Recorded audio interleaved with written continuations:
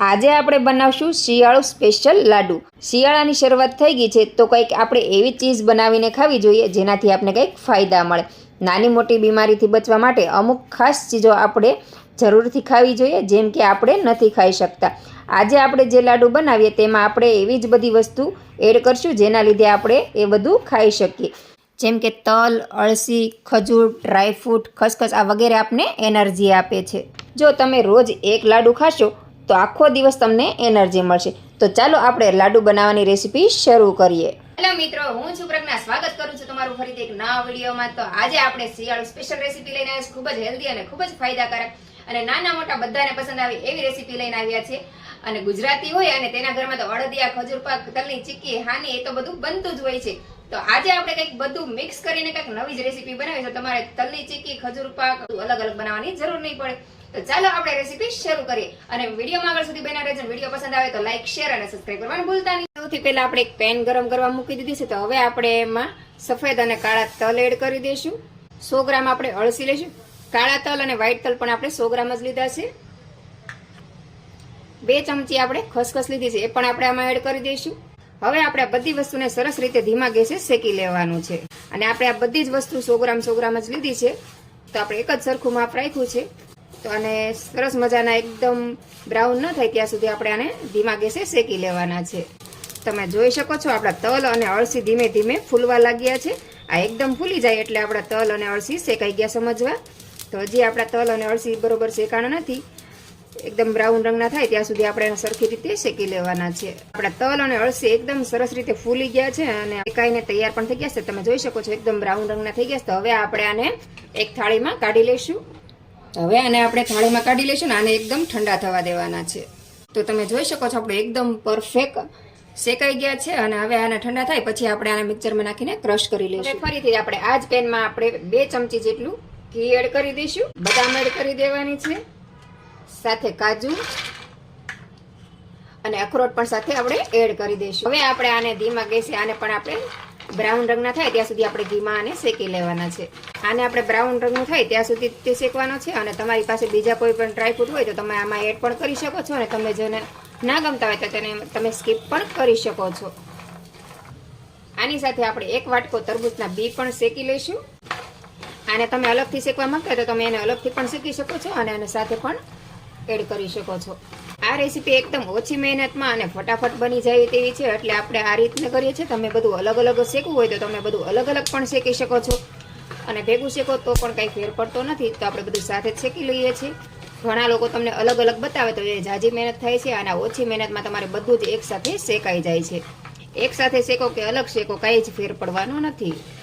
તો આપણે એક સાથે શેકી લેવું સારું છે। તમે જોઈ શકો છો આપણે તરબૂચના બી પાછળથી એડ કર્યા છે તો એ સરસ મજાના શેકાઈ ગયા છે અને સરસ મજાના ફૂલી ગયા છે। તો આપણું ડ્રાયફ્રૂટ પણ સરસ મજાનું શેકાઈ ગયું છે। તો હવે આને આપણે વચ્ચે જગ્યા કરી નાખશું ને આ ડ્રાયફ્રૂટ ફરતું સાઈડમાં કરી દેવાનું છે। આપણે ગોંદ લીધો છે તો ગોંદ પણ આપણે આમાં તે સાથે સાથે શેકી લઈશું એટલે ઓછા વાસણ થાય, મહેનત પણ ઓછી થાય અને સરસ મજાનું શેકાઈ જાય અને સરસ મજાનું બધું મિક્સ પણ થઈ જાય।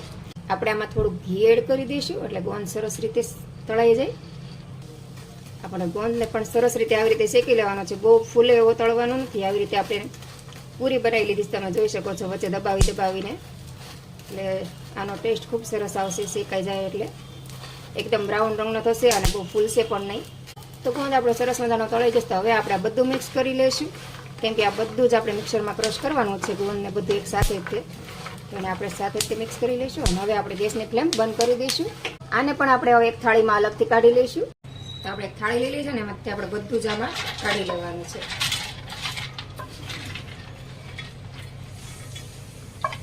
તમે જોઈ શકો છો એકદમ બ્રાઉન રંગના આપણા બી થઈ ગયા છે। આટલું જ આપણે શેકવાનું છે બ્રાઉન રંગનું થાય ત્યાં સુધી। હવે ફરીથી આપણે આ જ પેનમાં આપણે ખજૂરને શેકી લેવાનો છે। ખજૂરમાં આપણે ફરીથી 2 ચમચી જેટલું ઘી એડ કરી દઈશું અને સરસ રીતે મેલ્ટ થાય ત્યાં સુધી આને આપણે શેકી લેવાનો છે। મેં અહીં 500 ગ્રામ ખજૂર લીધો છે। તમે વધારે ગળ્યું ખાવાનું પસંદ કરતા હોય તો તમારે કિલો ખજૂર લેવાનો છે કેમ કે આ તમે 500 ખજૂર લેશો તો બહુ મોડું થશે અને અમે ઘરમાં બહુ મોડું ખાઈએ છીએ અને ઘર માટે જ બનાવું છું એટલે મેં 500 ગ્રામ ખજૂર લીધો છે। તમારે આની જગ્યાએ કિલો ખજૂર એડ કરવાનો છે। ખજૂરને મેલ્ટ થતાં બહુ વાર નથી લાગતી, 2 થી 3 મિનિટમાં જ તે મેલ્ટ થઈ જાય છે જો સારું ખજૂર હોય તો। રેગ્યુલર ખજૂર હોય અને કડક ખજૂર હોય તો એને વાર લાગે છે, થોડોક સોફ્ટ હોય તો ફટાફટ એ મેલ્ટ થઈ જાય છે। તમે જોઈ શકો છો આપણે કેટલો ફટાફટ મેલ્ટ થઈ ગયો છે. આપણે ઉપરથી 1 ચમચી ઘી એડ કરી દઈશું, કેમ કે ખજૂરમાં થોડું ઘી હોય તો બધી વસ્તુ સરસ રીતે મિક્સ કરવામાં સારું પડશે.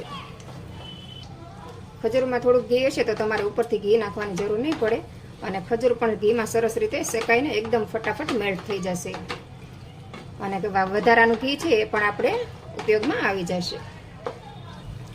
તો આપણે જરૂર છે તેવો ખજૂર આપણે સરસ રીતે મેલ્ટ થઈ ગયો છે. તો હવે આ ગેસની ફ્લેમ આપણે બંધ કરી દઈએ છીએ અને ખજૂરને આપણે ખાલી 1 મિનિટ માટે ઠંડુ થવા દેવાનો છે. ત્યાં સુધી આપણે હવે બીજી પ્રોસેસ કરી લઈએ. તો સૌથી પહેલાં આપણે આ તલ ને એ બધું છે એને આપણે એક મિક્સર જારમાં એડ કરીને આપણે એને ક્રશ કરી લેવાના છે. તો પહેલાં તો આપણે મિક્સર જારમાં એને કાઢી લઈશું. એક જારમાં ભરી લીધી છે ને હવે આપણે આને ક્રશ કરી લઈશું. તો આપણે સરસ રીતે સરખું આને ક્રશ કરી લીધું તમે જોઈ શકો છો. આપણે તમારા ઘરમાં આખા તલ ખાવાનું પસંદ કરતા હોય તો તમારે એને ક્રશ કરવાની જરૂર નથી. જો તમે આખા તલ નાખશો તો તમારા લાડુનો રંગ કાળો નહીં થાય.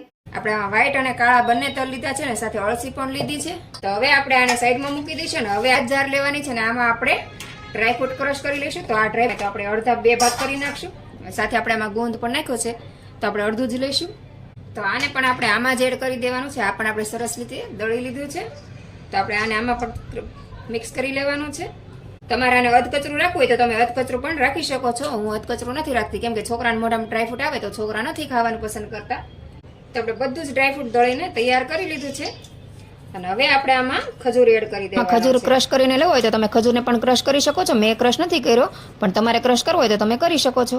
તો હવે આપણે આ ખજૂર છે એ પણ હજી થોડો ગરમ જ છે તો આપણે આમાં એને એડ કરી દઈશું. ઘી છે એ પણ આપણે આમાં એડ કરી દેવાનું. હવે આ બધું આપણે સરસ રીતે મિક્સ કરી લેવાનું છે. ખજૂર થોડો ગરમ છે હજી તો એને હાથ લગાડવો નહીં. તો એને થોડી વાર હજી ઠંડુ થવા દઈશું અને આવી રીતે ચમચાની મદદથી ત્યાં એને મિક્સ કરવાની કોશિશ કરવાની છે. તો થાય પછી એને આવી રીતે હાથની મદદથી બધું મિક્સ કરી લેવાનું છે કેમ કે ખજૂર ઘીવાળો હોય એટલે એને ઠરતા બહુ વાર લાગે છે. અને આપણે આમાં તલને ક્રશ કરી લીધા છે. જો તમારે આખા રાખવા હોય તો તમે તલને આખા પણ રાખી શકો. જો બાળકો ખાતા હોય તમારે આખા તલ તો તમે આખા પણ રાખી શકો છો. મારે બાળકો તલ નથી ખાતા એટલે મેં ક્રશ કરીને નાખ્યા છે જેથી કરીને બાળકને ખબર ન પડે કે આમાં શું એડ કર્યું છે. બાળકોને બસ ટેસ્ટ આવવો જોઈએ, અંદર શું નાખ્યું છે એ બાળકને ખબર ન પડવી જોઈએ. તેથી તે બધું જ ખાઈ લેશે. અને આ ખજૂર હજી થોડો ગરમ છે તો આપણે ઠંડુ થઈ જાય પછી આપણે મિક્સ કરી લઈશું. આપણે બધું જ સરસ રીતે મિક્સ થઈ ગયું છે. હવે આપણે આની નાની નાની લાડુડી વાળી લઈશું. બાળકોને ખવાય એવી નાની નાની લાડુડી વાળી લઈશું. અને આ રોજ સવારે ડેઈલી સવારમાં ખાવાની. તો તમે જોઈ શકો છો આપણે આવી રીતે લાડુડી વાળી લેવાની છે. તમને ઘી વધારે પસંદ હોય તો તમે આમાં ઘી વધારે નાખી શકો છો. મેં આમાં ઘી ઓછું નાખ્યું છે. જો ઘી વધારે તમને ખાવાનું પસંદ કરતા હોય તો તમે આમાં ઘી વધારે પણ લઈ શકો છો. અને આવી રીતે આપણે લાડુડી વાળીને તૈયાર કરી નાખવાની છે. તમે આખા તલ રાખશો તો તમારી લાડુડી આવી કાળી નહીં થાય. જો કાળા તલ નહીં નાખો તો તમારી લાડુડી કાળી નહીં થાય. ને કાળા તલ નાખીએ એટલે આપણે લાડુડીનો રંગ થોડોક કાળો થાય છે. પણ રંગ ઉપર નથી જવાનું, આપણે આને હેલ્થ પર જવાનું છે ને ફાયદો કેટલો છે એ જોવાનું છે. તો આ રીતની આપણે બધી જ લાડુડી તૈયાર કરી લેવાની છે.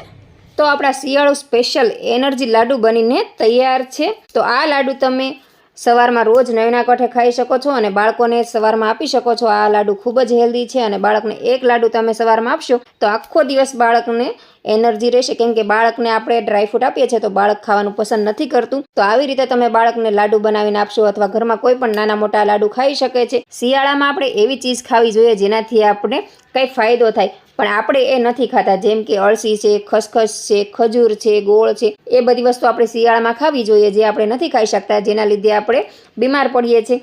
તો શિયાળામાં આપણે આવી રીતે લાડુ બનાવીને ઘરમાં બાળકોને અને નાના મોટા બધાને ખાવા જોઈએ જેથી આપણે એનર્જી મળે અને બીમાર પડવાની શક્યતા ઓછી રહે. અને ખૂબ જ હેલ્ધી છે અને ટેસ્ટી છે, 100% નેચરલ છે. તો આ વસ્તુ તમે એકવાર બનાવો, ખાઓ અને તમારો અનુભવ મારી સાથે શેર કરો. અને તમને મારી રેસીપી કેવી લાગી એ મને કોમેન્ટ કરીને જરૂરથી જણાવજો.